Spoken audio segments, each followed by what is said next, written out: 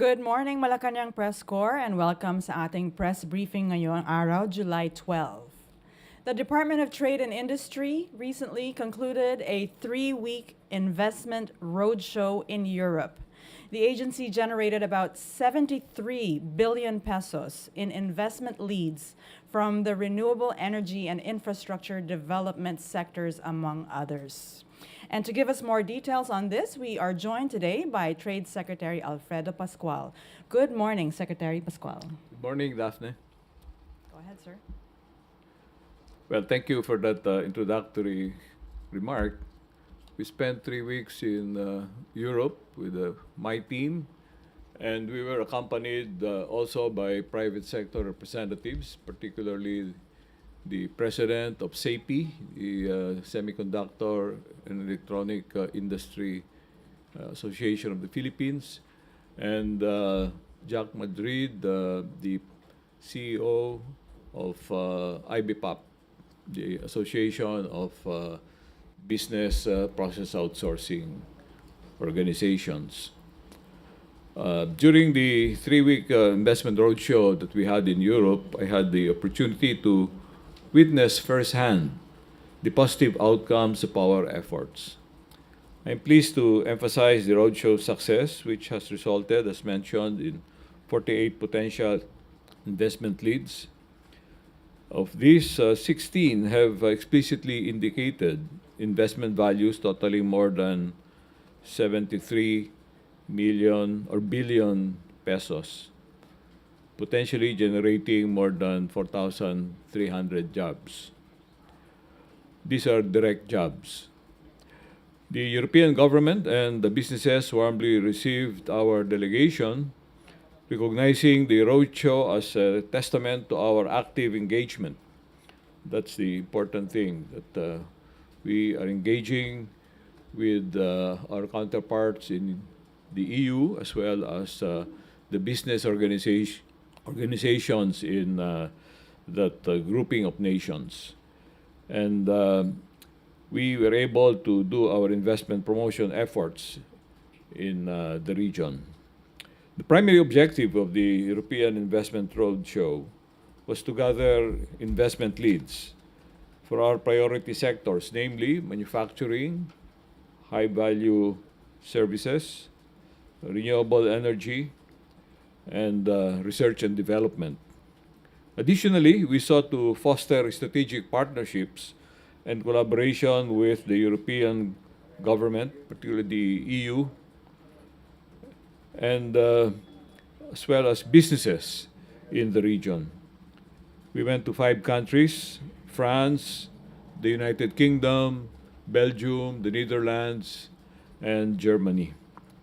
We recognize their interest in investing in the Philippines and the support they can provide as we pursue our sustainable growth and development objectives. It became very clear that their main attraction to the Philippines includes the strategic location of our country, the large population that we have, which translates to a good market for them, and the young, talented, and skilled workforce that we have in the country. Not to speak of our natural resources.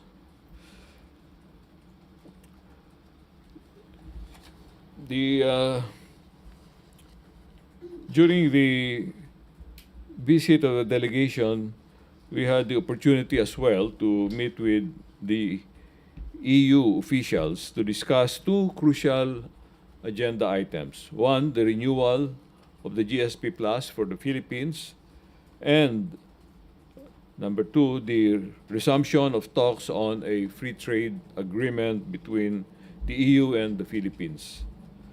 I was fortunate to meet with the EU Commission President, Ursula von der Leyen, and in my business meetings, I emphasized the significant policy reforms the Philippine government has been undertaking to create and enabling a friendly business environment for foreign investments in our country. The two items I mentioned are critical because many of our exporters to Europe depend on the tariff concessions given to us under the GSP Plus. And it's important to commence or recommence discussions on the FTA because our eligibility with respect to the GSP Plus will be not be there anymore the moment we become an upper middle income country. Well, right now we're classified as a lower income country, and our expectation based on our growth trajectory, we will become an upper middle income country within 3 years or so. That means in 2025. And by that time, we will become no longer eligible for coverage under the GSP Plus. So in order not to disrupt the preferential trade arrangements available to our exporters, we need to shift to a more permanent platform for trade, and that is the free trade agreement. There might be speculations regarding the investment leads garnered during previous foreign trips. Let me assure you that the Department of Trade and Industry has mechanisms to monitor and evaluate the progress of investment leads from our previous foreign trips. We ensure transparency and accountability, although we cannot always disclose the names of specific companies that we deal with due to confidentiality demanded by private companies, which are subject to competitive pressures. While some leads may take longer to materialize, we exert continuing efforts to facilitate investment implementation and address any attendant obstacles. As you may note, with EO number 18, we were able to get the President's support or approval for creating green lanes at national agencies as well as local government units. And there will also be a one-stop action center in the Board of Investments for our prospective investors that are classified as bringing strategic investments. It is essential for us to understand that investment leads are typically long-term commitments rather than immediate actions. It's not like, investing in shares listed in the stock exchange, where after you show the potential of a particular issue, that an immediate investment decision can be made and remittance of the investment follows, the decision right away. As you very well know, in investment decisions involving foreign direct investment, there is normally a series of steps that is followed, starting with the first expression of the interest and the decision to explore the feasibility, and then feasibility study, and then usually the obstacle is in our own internal processes, which we have addressed by coming up with the Green Lanes executive order.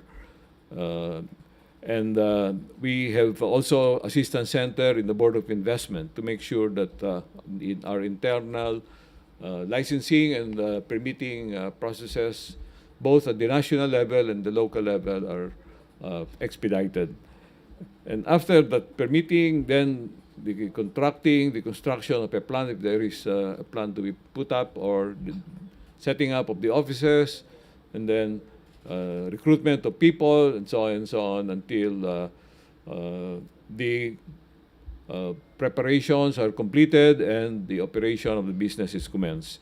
In the meantime, investments flow into the country not in one go, but in steps, depending on the requirement for expenditures in putting up the business. The DTI remains committed to developing an enabling environment that attracts and supports investments. We exert promotional efforts to build and maintain a robust pipeline of prospective businesses that will sustain the inflow of investments into our country over time. You know, bringing investments into the country is not a one-time exercise. It's a continuing requirement. We need a continuing flow of investments to the country to support our economic growth.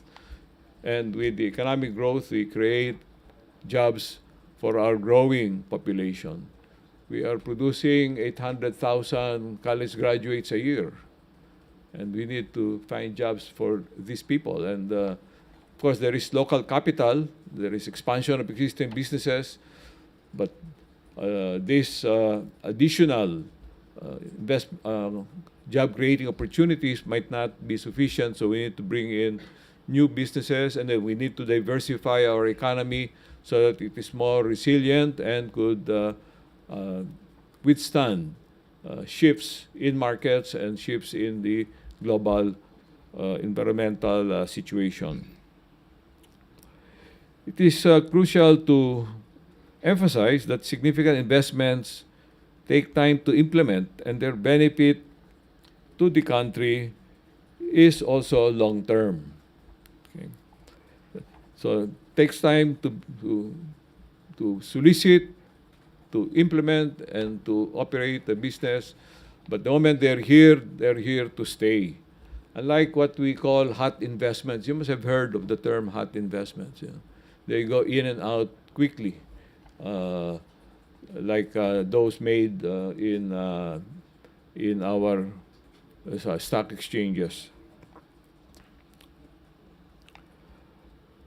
At the near end of the pipeline, for instance, we developed the pipeline, but at the near end of our current pipeline, 6 companies we met during the past presidential visits are already starting their investment projects in the country. They will contribute to our manufacturing, renewable energy, and IT BPM industries. Collectively, they are expected to generate approximately 17,800 direct employments. Given the reality that not all leads may materialize, I'd like to reiterate that. The reality of life is that not all leads will materialize. We must sustain our efforts, therefore, to generate investment leads to achieve our desired level of investment over the long time going forward. Just like in any business, the selling job does not stop. You know, doing investment promotion, selling the country, and that effort does not stop. It's not a one-time exercise. We must nurture the build-up of diverse investments to ensure a thriving economy that's growing for our growing population. Rest assured that DTI, along with the whole government under President Marcos Jr.'s leadership, will continue working tirelessly to ensure that several of the investment leads we are gathering during our foreign visits will get implemented eventually and create more stable and better paying jobs for Filipinos. We remain dedicated to contributing to our economy's inclusive and sustainable growth. I'll end there, and Thank we'll you be for the happy update, to sir. respond to questions from questions? our audience.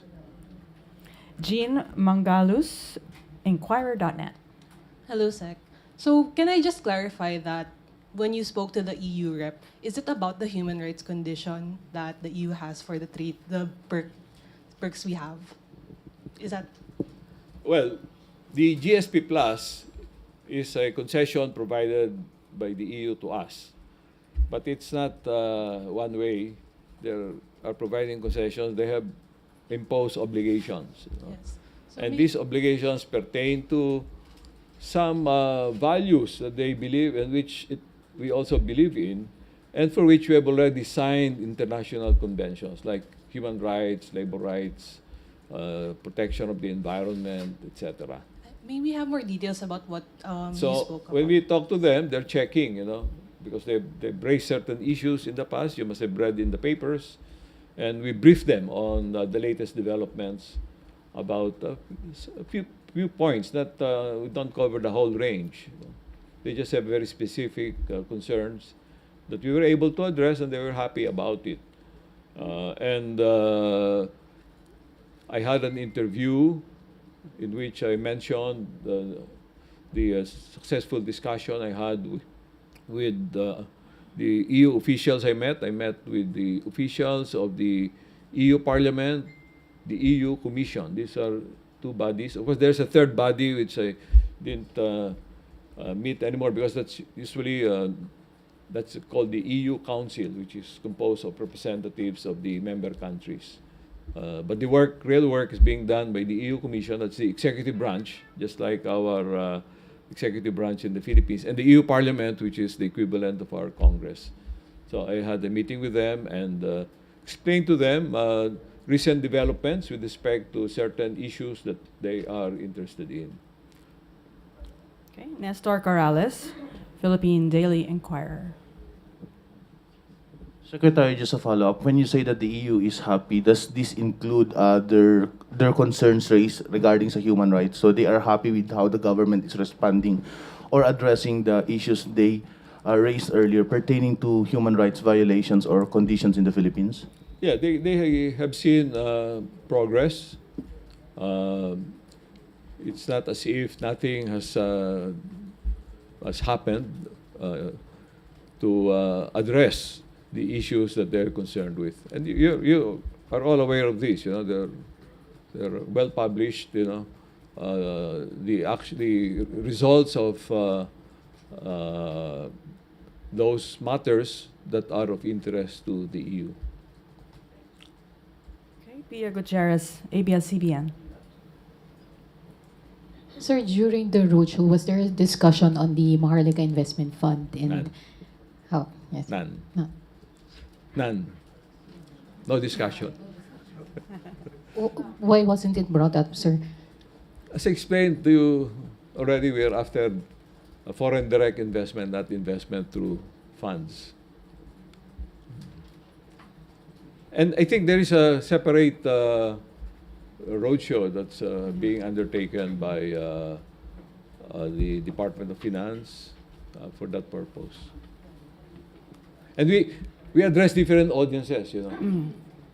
In our case, our discussions are with operating companies. The companies that do the actual production, manufacturing, etc. Whereas the investors we want in the investment fund, in Maharlika Fund, are normally financial institutions or financial entities. Okay, yeah, that would be under Department of Finance. Maurice Umali, TIMA, GMA 7. Secretary, good morning. I understand there is also a German company that plans to bring in a tunnel boring to help the construction of the subway. How will this go about, considering that we already have contractors? And then, aside from this German company, will there be other investments to help our subway construction? No, the German company is already here, but they want to bring in more equipment, more pieces of equipment, so they can do more projects or speed up the construction of some of our important infrastructure projects. Okay. And aside from how much investment are they planning to put in? We didn't talk of numbers because they're already here. They were talking initially of two major pieces of equipment for developing the foundation of infrastructure projects. They kept on emphasizing to us that normally people don't recognize their contributions to our infrastructure projects because we don't see the work they're doing. Like, for example, they are building the structure that will support the tunnel through which the subway will pass. And the work, we don't see their work, because they're eventually covered. And then they also perform platforms for structures, tall structures, building structures. They're here, they're operating here. They want to bring in more equipment so they can take on more subcontracts. But there are constraints that we have to address pertaining to that. Like what specifically? Well, they would like to be able to have 100% ownership of their operating company here. But there are legal issues that we are now looking into that's preventing that at the moment. So does that mean that this will be a hindrance for more investments to come in, especially coming from the companies from Germany? Or from that specific company only? That particular company. We have addressed a number, the ownership constraints already when it comes to renewables, remember? The opinion issued by the Department of Justice that led into the revision of the IRR implementing the Renewable Energy Act. And under the IRR, we are now allowing 100% ownership of renewable energy projects, including wind, solar, and tidal energy. But apart from that, nothing else. Especially with the concern of this German company. That particular German company, yeah, they see a lot of potential in the country. But they want to be able to bring in more capital. Through, when I say capital, that's not necessarily just funds. It could mean capital equipment. So you mean to say, sir, that will not be a hindrance anymore, even because they see potential in our country, even if they want 100% ownership, it will not be a hindrance for them to put in more investment. They're operating here under present arrangements, and we want them to commit further capital to their operation here. Okay. Eden Santos, Net 25. Secretary, good morning po. Good morning. Are you planning to do more investment roadshow sa iba pang mga bansa? Kasi sabi nyo kanina, we have 800 college graduates. 800,000. 800,000 graduates per year. And yet ito pong sa Europe ay mga 4,000 direct jobs lang yung ano pa natin. Para mas marami tayo sanang maibigay na trabaho doon sa 800,000 na to. Oo. Marami naman, iba-iba naman ang nag-generate ng job opportunities, Yung direct investments, of course, yung IT, BPM industry natin, ang malaking employer din ng skilled graduates, Of course, meron tayong maritime industry, and we send a lot of seamen abroad, na mga college graduates din yan, And then yung mga overseas Filipino workers na karamihan college graduates. So maraming but in my discussions nga with the European companies, I kept on emphasizing, you want our labor, you might as well set up your factory here, and so that our workers will not have to leave the country but do their work here for your companies, and serve your export market, as well as cater to the Philippine domestic market for those that are producing consumer goods. So ano po naging tugon nila doon na dito lang sa mag-set up ng kanilang mga negosyo? They're seeing the light, and to mean also a lower cost of operation, because if we bring a Filipino worker, a Filipino engineer, for example, to Germany, they'll have to pay the Filipino engineer salary almost equivalent to what they're paying a German engineer. Whereas here, with the lower cost of living here, the wages can be lower. And of course, not only that, if they are going to cater to the regional market, then the Philippines, being part of RCEP, will have access to all the member countries of RCEP. if the investment will cater to the ASEAN region, then we have the ASEAN grouping, for which we have almost tariff-free trade between the countries of ASEAN. Aside from EU po, meron ba kayong ibang mga nakikitang potential na pwede nating pagdausan din ng same investment roadshow na ito?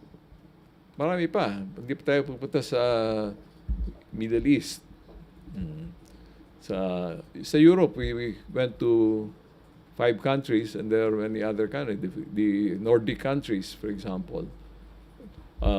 We try to reach them through I don't know whether you're aware, the DTI has a representative in each of our major trading partner country. We call them the Foreign Trade Service Officers. Common term used to call them is commercial attaché, trade representative, commercial counselor. We have when we went there this time, we had to deal with our representative in Paris, based in Paris but taking care of France. The one based in Brussels, taking care of 3 countries: Benelux, Belgium, Netherlands, and Luxembourg. And London, we also have one representative there, Germany as well. We have continuing promotional effort. Pero iba yung minister level, because if it's a minister level, chances are we'll be able to talk to the top level executives also of the target companies. Last na lang po, hindi ba mahirap ibenta ang Pilipinas sa ibang mga bansa, mga investors sa ibang bansa po? Hindi kayo nahirapan? Not anymore, because of the reforms that have been undertaken recently.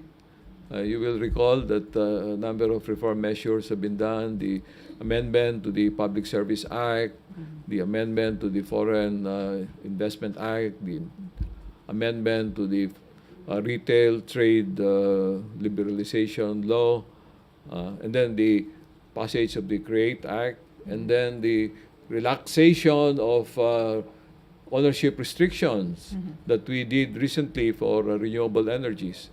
And then also our openness to engage other countries. Yun ang talagang nakaka-create ng interest, that we are prepared to send high-level delegations. That means we're really keen on inviting them, hindi yung pabalat bunga lang. Yun ang importanting message. And not only that, geopolitical developments are such that Europe is developing great interest in the Indo-Pacific. Kaya tayo pupunta ron kasi yung mga kapitbahay natin sa paligid-ligid natin, ginagawa yon. Kung hindi natin gagawin, pag mag-iisip na yung investor mag-invest sa ASEAN or Southeast Asia, sino unang may isip? Siyempre, yung nakakausap nila. Kaya kailangan, pakita rin tayo. Parang ano lang yan eh.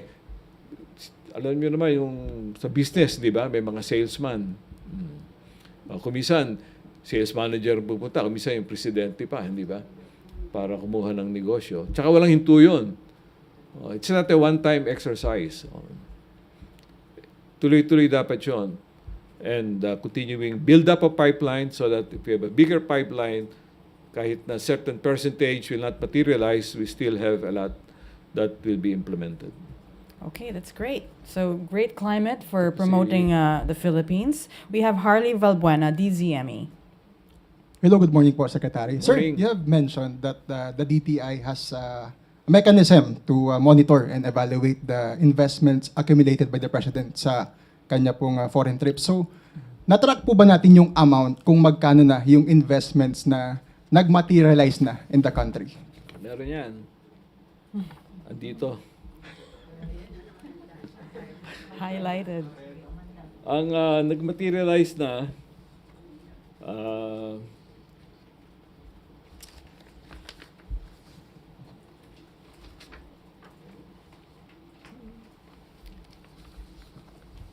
the number that we expect to materialize in 2023 will total around 88 million US dollars. Maliit pa, no? Yun lang yung up to June this year, and we expect some more to ripen and eventually lead to the inflow of investments. 88 million. It's not so large as yet, but the potential is, as we announced before, we have a pipeline that we were able to build up amounting to around 70 billion US dollars. Okay. Sir, pwedeng malaman kung ano pong mga bansa or saan mga bansa nang galing itong, yung at least June po this year na investments, kung meron po. Hinahanap ko yung listahan, hindi ko memorize.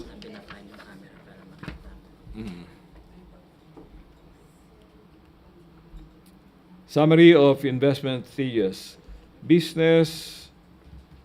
business has been registered with the BOI or other investment promotion agencies. 6 projects, 88.4 million US dollars.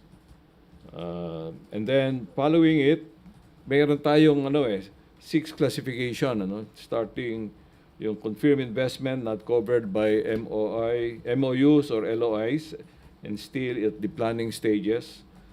Doon, marami doon, And then next is yung with MOU and LOI signed, yung second category. Third category, agreement signed with clear financial value of project. And then business registration in progress. Yung fifth, yun yung business or business registration is made or registration with BOI or other investment promotion agency. Yung last category, yung sixth, is the business been registered and the operations have commenced. Okay, doon yung 6 operations have commenced. And then under yung second category, level 5, 6 then with 4.2 billion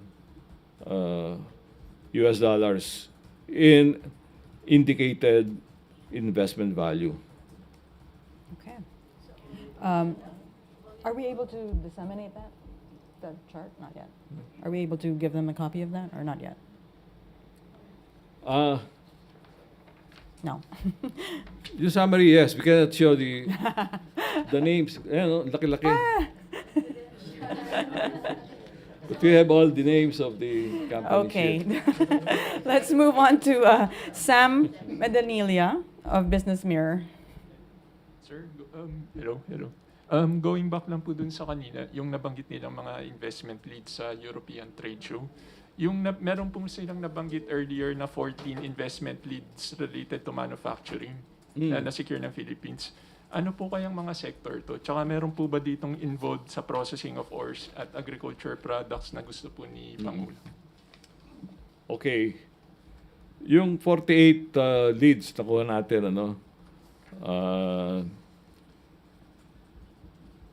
ang mga sectors niyan, manufacturing and related services.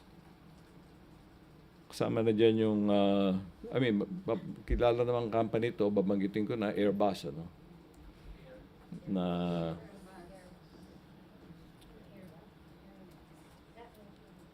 merong IT BPM at different types. Our IT BPM is so varied now, ranging from customer services, and tinatawag nilang voice services, saka yung non-voice. The more advanced technologically are those engaged in solutions for cybersecurity and game development. Then sa renewable energy, ito malaki to, in fact, sa registration ng BOI, to date, 2/3 renewable energy. Merong wind, solar, and hydrogen. Yung hydrogen, the moment this is implemented, will be the first in Asia, in Southeast Asia, to have that hydrogen power generation. That's with a French company. And then yung infra and construction services. Yung isa yung pinag-uusapan natin kanina rito. The equipment hindi lang equipment provider, they do the foundations of infrastructure projects. Bali sir, wala pong related sa green metal processing. Wala pang specific, but we've always mentioned it. Meron naman tayong kausap outside Europe na potential partner. Okay. Tapos, sir, last na lang po. Is there any commitment from EU when they will extend the GSP for Philippines? And if they ask for any conditions before they decide to do so? Based on our discussion and also confirmed by their published action, there is a joint committee within EU that proposed the rollover of the existing GSP Plus for another 4 years.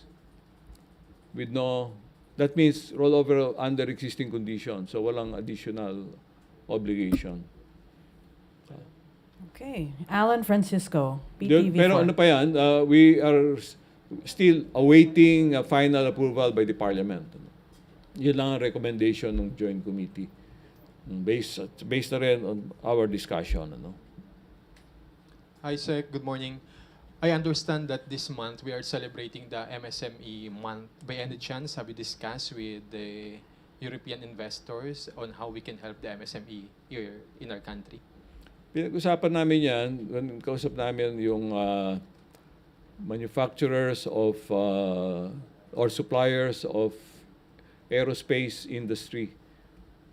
We want to develop our small and medium-sized enterprises that are engaged in metalworks for producing various parts that go into aerospace equipment.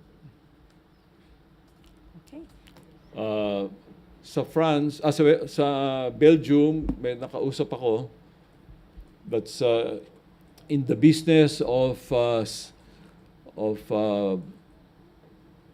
selling flavors out of agricultural crops.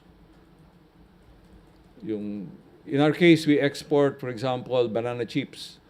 But there is a big market for banana powder. Or we export coconut water or coconut milk. But there is a big market also for coconut meat powder. In other words, the coconut meat as is pulverized, and the powder is the one that's exported as flavoring for various food products produced by companies in more developed countries. Okay. So that's one thing that I will most likely pursue. That's one of my plans to encourage the small and medium enterprises operating in our regions that are engaged in processing of agri products to consider this possibility. And I talked to DOST, and I was told that they have already devised an equipment that can do such operation.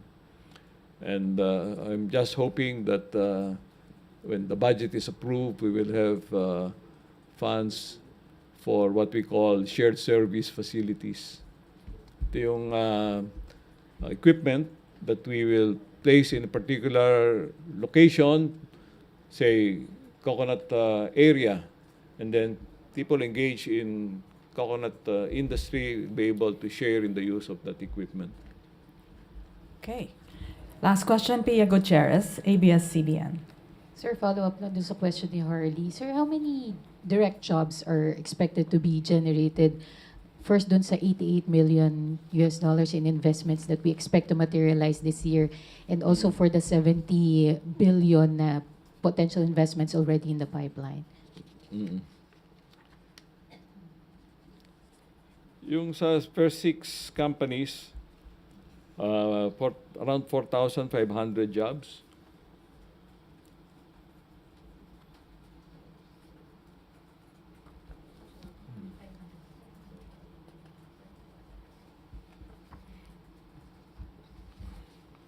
We're good? Is that it? Okay.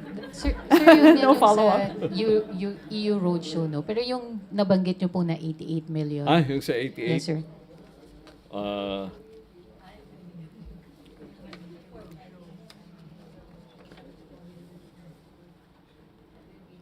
ayun nga yung doon sa 88. Mm. Okay. Yes, sir. Follow-up na lang yung sa potential investments sa 70 billion already in the pipeline. May estimate na po ba tayo kung ilang direct jobs will be generated? Yung sa overall, ang hirap mag-speculate, ano? But yung sa 71 billion US dollars, there was an old estimate for that. I just don't have it handily available.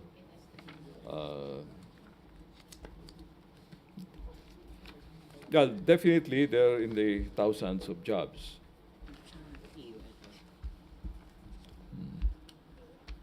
Yung sa EU, yung 16 projects out of the 48 that we hope to materialize, amounting to more than 73 billion pesos. The estimated job generation is 4,350. Okay. I think, would you like to say anything in the end? Explain ko lang yung sa job generation. Because some of these, the projects that are capital intensive normally, they are less job intensive, capital intensive, less job are generated. In the BPO industry, that's where we are able to generate a lot of jobs. Some outfits have thousands, 10,000 jobs in one organization. So what we want to happen is that we bring in the capital-intensive industries, and then we develop our MSMEs to serve as suppliers to these companies. So the suppliers among the MSMEs will also generate jobs on their own to support the operation of the manufacturing enterprise. Thank you very much, Secretary Pascual of the DTI, for the updates from your 3-week roadshow in the EU. Very promising, and a lot of stories for our Malacañang Press Corps. Thank you very much, and have a good afternoon. Thank you. Okay. Thank you, Daphne. Yeah, thank you. That's a lot of